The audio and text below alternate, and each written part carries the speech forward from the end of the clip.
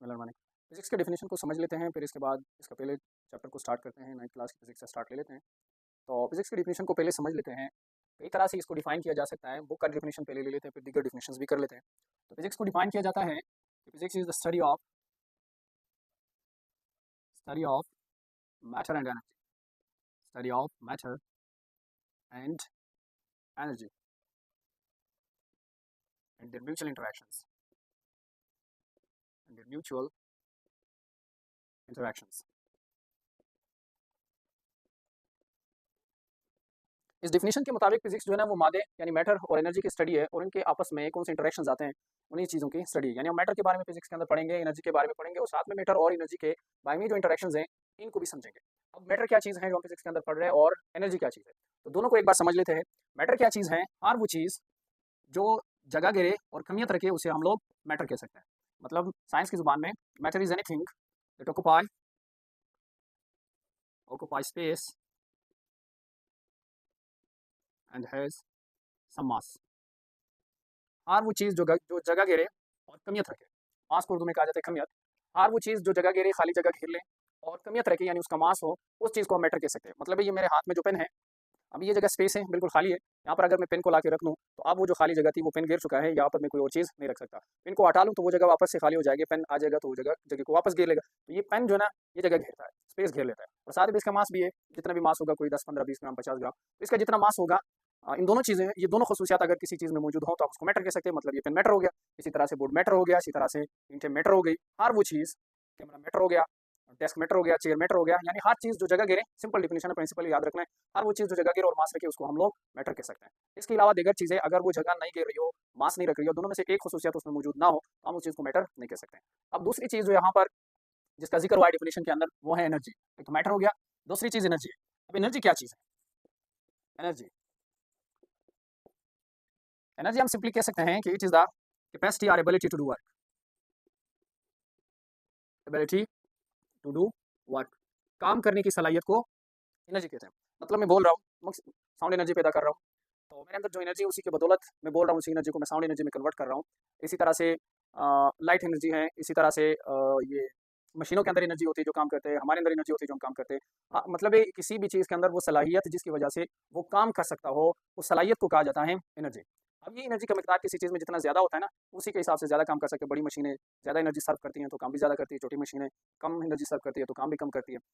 मुख्तसरन energy जो है ना वो काम करने की सलाहियत को कहते हैं। किसी चीज़ में मौजूद काम करने की जो सलाहियत होती है उसे एनर्जी कहते हैं। आगे अपने चैप्टर में इसको कंप्लीट डिस्कस करेंगे कि एनर्जी और फोर्स में क्या फ़र्क है। फोर्स के चैप्टर में उसे पढ़ेंगे और फिर जाकर के एनर्जी के चैप्टर में पढ़ेंगे, और इन दोनों के बीच में डिफरेंस क्या है एनर्जी और फोर्स में, ये भी पढ़ेंगे। तो एनर्जी क्या होगी? Energy is ability to do work हो गई, और मैटर जो है ना वो हर वो चीज़ जो जगह घेरे और मास रखे। तो अगर हम देख लेना तो कायनात में तकरीबन होती यही दो चीज़ें, या मैटर होंगे या एनर्जी होंगे। तो इसका मतलब तो ये हुआ कि फिजिक्स जो है ना वो पूरे कायनात की स्टडी है। तो बिल्कुल बाज़ किताबों में ऐसा लिखा भी होता है, physics is the study of entire physical world. जितना भी फिजिकल वर्ल्ड है, यूनिवर्स है, एंटायर फिजिकल यूनिवर्स, उसी की स्टडी को फिजिक्स कहा जाता है। या physics is the study of natural phenomena, physics the study of natural phenomena, physics the study of entire universe, physical universe, इन तमाम चीज़ों की स्टडी को बहरहाल हम फिजिक्स कह सकते हैं। अब इस फिजिक्स के अंदर जो पहला टॉपिक हमारा आता है वो है फिजिकल क्वांटिटीज़। फिजिकल क्वांटिटीज़,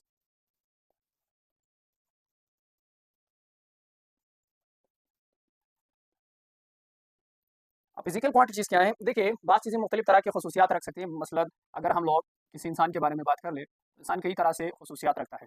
चलो ही इज़ अ पर्सन, या कोई शख्स है तो इसके बहुत सारी खसूसियात है। देखिए, इसका हाइट होगा, हाइट, इसी तरह से ये मास रखता है, इसी तरह से ये वेट रखता है, वेट थे इसका। तीन खसूसियात हम लोग ले लेते हैं। दूसरी जानिब अगर हम देख लें तो इंसान की कुछ और भी खसूसियात हैं। मिसाल के तौर पर सैडनेस, कभी कभी इंसान उदास होता है, कभी कभी इंसान इसी तरह से हैप्पी होता है, खुश होता है। इसी तरह इंसान के अंदर मोहब्बत मौजूद है, इसी तरह से इंसान के अंदर हेट मौजूद है। ये खसूसियात भी इंसान रखता है, इस तरह से कई सारे खसूसियात। अब अगर हम देख लेना इन खसूसियात पर नज़र डाल लें तो ये जितनी भी प्रॉपर्टीज़ है ना, ये वाली प्रॉपर्टीज़, इनकी पैमाइश हो सकती है। चाहे हाइट हो, चाहे मास हो, चाहे वेट हो, इनकी पैमाइश हो सकती है। आप कह सकते हैं कि इस इंसान, ये जो पर्सन है, इसका जो हाइट है वो कोई 5 फीट सम इंचज़ है। इसी तरह से इसका मास मालूम किया जा सकता है 40 केजी, 50 केजी, 70 केजी, जितना भी होगा। इसका वेट मालूम किया जा सकता है 50 किलोग्राम अगर इसका मास है तो 500 न्यूटन इसका वेट है। यानी ये उसकी वो खसूसियात हैं जिसकी पैमाइश की जा सकती है। He is a matter, person है तो मैटर है, मास रख रहा है, जगह गिर रहा है, उस मैटर की ये जो खसूसियात है ना, इन तमाम की पैमाइश हो सकती है। अब इन खसूसियात पर अगर नजर डालें, सैड, हैप्पी, लव, हेट, इनकी पैमाइश नहीं हो सकती। हम ये तो कह सकते हैं फलाना बंदा बहुत खुश था, लेकिन उस खुशी की पैमाइश हम नहीं कर सकते कि वो कितना खुश था। यानी हम ये तो कह सकते हैं कि बहुत ज़्यादा खुश था। एक्सप्रेशन से इंसान को यकीन दिला देते हैं कि उसकी खुशी बहुत ज़्यादा थी, लेकिन उसकी एग्जैक्ट पैमाइश नहीं कर सकते कि कितनी थी। जैसे कि मैं कहूँ 5 किलोग्राम खुश था, तो ऐसे मुमकिन नहीं है। ऐसे हम लोग इसकी पैमाइश नहीं कर सकते, ना खुशी की, ना उदासी की, और ना इसी तरह से मोहब्बत की, और ना हेट की। इन चीज़ों की जो पैमाइश है वो नहीं हो सकती। तो अब इनमें जो ये वाली खसूसियात है जिनकी पैमाइश हो सकती है, these are called physical quantities. इसको कहा जाएगा फिजिकल क्वांटिटीज। हम लोग सिंपली वर्ड्स में लिख लेते हैं कि measurable measurable quantities, measurable quantities, या फिर दीगर अल्फाज में measurable properties of matter, measurable properties of matter, properties of matter. किसी मादे के वो खसूसियात जिनकी पैमाइश हो सकती है उन्हें हम फिजिकल क्वांटिटीज कह सकते हैं। फॉर एग्जांपल हाइट हो गया, मास हो गया, वेट हो गया, स्पीड हो गया, बहुत सारी चीज़ आगे हम डिस्कस करेंगे, पढ़ेंगे। फिलहाल इतना समझना चाहिए कि किसी भी चीज़ की वो खसूसियात, किसी भी मैटर की वो खसूसियात जिनकी पैमाइश की जा सकती है, उन्हें हम लोग फिजिकल क्वांटिटीज कहते हैं। अब ये जो क्वांटिटीज आ गई ना, ये इनकी जो पैमाइश है वो नहीं हो सकती। ये जितने भी क्वांटिटीज़ है ना, इनकी पैमाइश नहीं हो सकती, तो ये फिजिकल क्वांटिटीज़ नहीं है। यानी दीगर अल्फाज हम कह सकते हैं कि these are non physical quantities, these are non physical quantities. ये फिजिकल क्वांटिटीज़ नहीं है। फिजिक्स में हमें इनके साथ कोई सरोकार नहीं है। फिजिक्स में हम इन चीज़ों को डिस्कस करेंगे, सिर्फ और सिर्फ फिजिकल क्वांटिटीज़ को डिस्कस करेंगे, इनके साथ हमारा कोई लेना देना नहीं।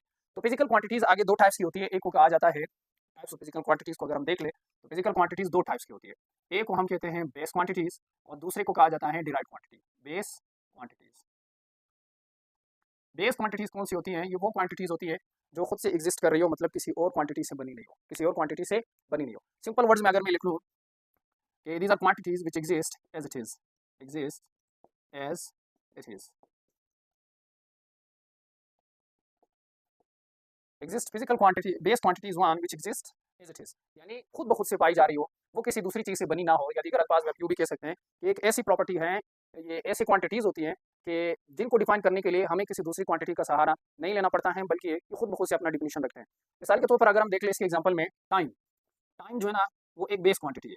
अब टाइम किसी चीज़ से मिलकर के बना नहीं है। इसका डिफिनीशन हम कुछ यूँ करते हैं कि time is the interval between, time is the interval between two events, दो इवेंट्स के दरमियान जो इंटरवल होता है, जो ड्यूरेशन होता है, दिस इज कॉल्ड टाइम, उसे हम टाइम कहते हैं। अब देखो, टाइम को डिफाइन करने के लिए मैंने किसी और क्वांटिटी का कोई सहारा नहीं लिया है। टाइम को डिफाइन करते हुए ना मैंने ये कहा कि डिस्टेंस से बनाए, ना मैंने ये कहा है कि जो डिस्प्लेसमेंट से बनाए, ना मैंने किसी और चीज़ का नाम लिया कि इससे बनाए, बल्कि टाइम जो है ना वो बस दो इवेंट्स के बीच में ड्यूरेशन को कहा जाता है। इस तरह की क्वांटिटी जिसको डिफाइन करने के लिए किसी दूसरी क्वांटिटी की जरूरत नहीं होती। दीगर अल्फाज ऐसी क्वांटिटी जो किसी दूसरी क्वांटिटी से बनी नहीं हो, इस किस्म की क्वांटिटी को कहा जाता है बेस क्वांटिटी। तो अब टाइम का एग्जाम्पल ले लेते हैं। मिसाल के तौर पर अगर हम देख लेना, कोई बंदा है, उसका अगर डेट ऑफ बर्थ देख ले, हमें बताया जाता है जब भी हम पूछते हैं स्टूडेंट से, कुछ बता देते हैं, let's suppose there is a person, ये उसका डेट ऑफ बर्थ जो है ना वो 2001 है, 2001 इसका डेट ऑफ बर्थ है। अब ये टाइम है, इस टाइम से मुराद क्या है? ये भी दो इवेंट्स के दरमियान ही इंटरवल है। अब दो इवेंट्स कौन से हैं? Let's suppose this is the date of birth of Ali, Ali कोई बंदा है, उसी का डेट ऑफ बर्थ है। तो ये दो इवेंट्स वो वाले हैं। एक इवेंट वो है जब ईसा अलैहिस्सलाम ज़मीन से आसमानों की तरफ चले, अल्लाह ताला ने उनको बुला लिया था। तो एक इवेंट वो हो गया था, वहाँ से फर्स्ट ईयर का स्टार्ट हुआ था। और फिर जाकर के दूसरा इवेंट ये है कि अली का बर्थ हो गया। तो ईसा अलैहिस्सलाम के जाने से लेकर के अली के बर्थ तक दो इवेंट्स हो गए, ईसा अलैहिस्सलाम का जाना और अली का पैदा होना। इन दो इवेंट्स के दरमियान जो इंटरवल गुजरा है, दिस इज कॉल्ड टाइम। और ये कितना है? ये 2001 ईयर्स पर मुश्तमिल इंटरवल है। तो इस तरह से हम बेस क्वांटिटी को डिफाइन कर सकते हैं। और बेस क्वांटिटी जो है वो एक ऐसी क्वांटिटी होती है जो किसी दूसरी क्वांटिटी से बनी नहीं होती, बल्कि इससे दीगर क्वांटिटी बनाई जा सकती है। अब दूसरी जो फिजिकल क्वांटिटीज का टाइप आता है, दैट इज डिराइव्ड क्वांटिटी। यहाँ थोड़ा सा मिटा लेते हैं। तो ये आता है डिराइव्ड क्वांटिटी, दूसरी क्वांटिटी। फिजिकल क्वांटिटी का दूसरा जो टाइप है, this is derived quantity, derived quantity या डिराइव्ड क्वांटिटीज। अभी डिराइव्ड क्वांटिटी क्या होती है? अगर कोई क्वांटिटी किसी दूसरी क्वांटिटी से बनी हो, उसके डिफिनीशन, उसको डिफाइन करने के लिए हम दूसरी क्वांटिटीज का सहारा लेते हो, तो इस किस्म की क्वांटिटी को कहा जाता है डिराइव्ड क्वांटिटी। जैसे यहाँ पर मैंने एग्जांपल एक टाइम का दिया था, एक और भी एग्जांपल मैं अगर दे दूँ, तो दूसरा एग्जांपल बेस क्वांटिटी का आता है डिस्टेंस। डिस्टेंस जो है ना, ये भी एक बेस क्वांटिटी है। और डिस्टेंस जो है ना वो है length between two points, length between two points, दोनों कात के दरमियान जो लेंथ होगा, दैट इज कॉल्ड डिस्टेंस। उसको हम लोग डिस्टेंस कह सकते हैं। तो वो भी एक बेस क्वांटिटी है। लेंथ और डिस्टेंस एक ही चीज़ के लिए इस्तेमाल होने वाले दो वर्ड्स हैं। अब डिराइव्ड क्वांटिटी को जरा देख लेते हैं कि डिराइव्ड क्वांटिटी क्या है। ये वो क्वांटिटी होती है जो किसी बेस क्वांटिटी से बनी होती है, एक या दो क्वांटिटी से बनी होती है। मतलब हम लिख सकते हैं कि those quantities which are derived, those quantity या a quantity which is derived from base quantities, from base quantities. ऐसी क्वांटिटी जो बेस क्वांटिटी से बनी हो, इस किस्म की क्वांटिटी को कहा जाता है डिराइव्ड क्वांटिटी। अब यहाँ पर एग्जांपल ले लेते हैं हम लोग स्पीड के। स्पीड को अगर देखा जाए ना, तो स्पीड एक डिराइव्ड क्वांटिटी है। ये बनी हुई है। अब स्पीड को कैसे डिफाइन करते हैं? हम कहते हैं कि speed is the distance covered in unit time. Unit time में जो फासला तय किया जाता है उसे स्पीड कहते हैं। अब यूनिट टाइम अगर ऐसा यूनिट की बात की जाए तो 1 सेकंड टाइम को कहते हैं। 1 सेकंड में जो फासला हम तय करेंगे उसी को स्पीड कहा जाता है। तो स्पीड का डिफिनेशन हो गया distance covered in unit time, distance covered in unit time, distance covered in unit time. और 1 सेकंड यूनिट टाइम में जो फासला तय होता है, मतलब 1 सेकंड में जो फासला तय होता है उसे हम लोग स्पीड कहते हैं। तो देखो स्पीड दो चीजों से मिलकर के बना है, एक डिस्टेंस फासला तय होगा और दूसरा टाइम कितने टाइम में तय होगा, यूनिट टाइम में, यानी कि हम कह सकते हैं कि 1 सेकंड में तय होगा, 1 सेकंड में तय होगा, 1 सेकंड में ये फासला तय होगा, यूनिट टाइम का मतलब हो गया। तो स्पीड दो चीजों से मिलकर के बना है। देखो एक डिस्टेंस हो गई, एक चीज डिस्टेंस हो गई, एक चीज डिस्टेंस हो गई और दूसरी चीज जो है ना वो टाइम हो गई। तो इन दो से मिलकर के स्पीड बनाए। अब ये डिस्टेंस है और ये हो गया टाइम। अगर हम लोग इन दो चीज़ों को रिमूव कर ले, मतलब मैं डिस्टेंस को भी निकाल दूं, टाइम को भी निकाल दूं, आपसे कहूं कि डिस्टेंस और टाइम के वर्ड, ये दो वर्ड इस्तेमाल किए बगैर स्पीड का डिफिनेशन दो, कैसे डिफाइन करेंगे कि क्या चीज़ है? नहीं हो सकता ना, क्योंकि ये वो डिस्टेंस है जो एक सेकंड में थे होता हो, तो डिफाइन नहीं हो रहा है। मतलब ये वो चीज़ है ना जो इन दोनों चीज़ों से मिलकर के बना हो। अब ऐसी क्वांटिटी जो दीगर बेस क्वांटिटी से बनी हो, इस किस्म की क्वांटिटी को कहा जाता है डिराइव्ड क्वांटिटी। तो ये जो स्पीड यहाँ पे है, this is known as derived quantity. तो यहाँ पर हमारा टॉपिक आज का खत्म होता है। आगे इंशाल्लाह इसको दीगर इसके जो टॉपिक्स आ रहे हैं, जितने भी स्केलर्स, वेक्टर्स और दीगर जो टॉपिक्स इंशाल्लाह वन बाय वन डिस्कस करते जाएंगे। अगली वीडियो में इससे अगले जितने भी टॉपिक्स होंगे इस चैप्टर के, उनमें से कोशिश करते हैं कि ज़्यादा से ज़्यादा को कवर कर ले वीडियो में, और इंशाल्लाह ये चैप्टर जल्दी कवर कर ले। साथ इंशाल्लाह ये पूरे बुक जो है इसको कवर करेंगे और फिर इसके बाद 10th क्लास की बुक शुरू करेंगे।